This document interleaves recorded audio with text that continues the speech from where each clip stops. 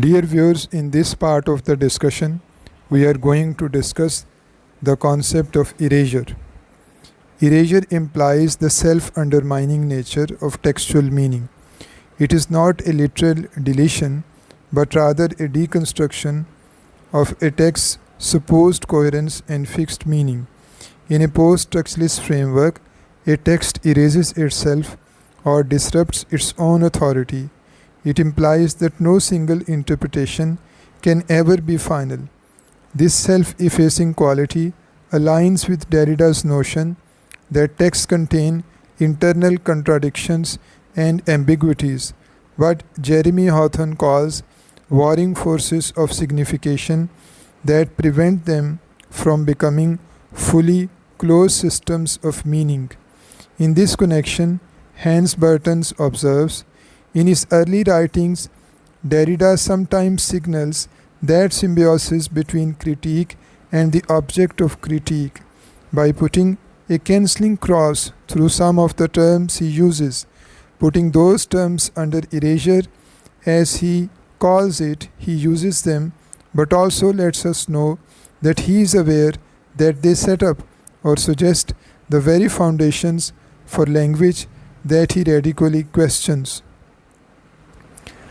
Derrida's technique of swatcho, or putting words under erasure, illustrates how language is both necessary and flawed. This method highlights the inherent instability of meaning. While certain terms are indispensable for communication, they remain inadequate and potentially misleading.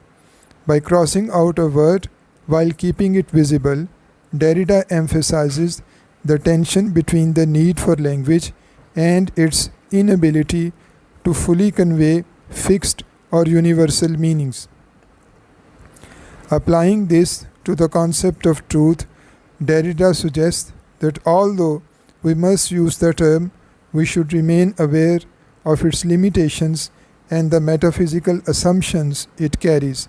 Here it is useful to recall the liar paradox, one of the most famous and puzzling logical dilemmas attributed to Epimenides, an ancient Cretan philosopher.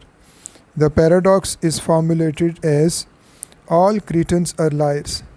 If the statement is true, then as a Cretan, Epimenides is himself lying, rendering the statement false. Yet if it is false, then not all Cretans lie, and the statement could be true. This circular, self-refuting reasoning destabilizes our ordinary assumptions about truth and underscores the complexity and slipperiness of language. Whereas Derrida's technique of erasure makes the self-deconstructing nature of meaning explicit within philosophical critique, postmodern literature enacts a similar process through formal experimentation. Techniques such as fragmented narratives, unreliable narrators, and pervasive intertextuality disrupt textual authority and coherence. Devices like metafiction, irony, and non-linear storytelling foreground the artificiality of the text and invite readers to confront its instability. In both Derridian deconstruction and postmodern aesthetics, the text in effect erases itself, whether through philosophical subversion or literary form, revealing that meaning is never fixed, never fully present, but always deferred, contested, and reshaped. Thank you very much.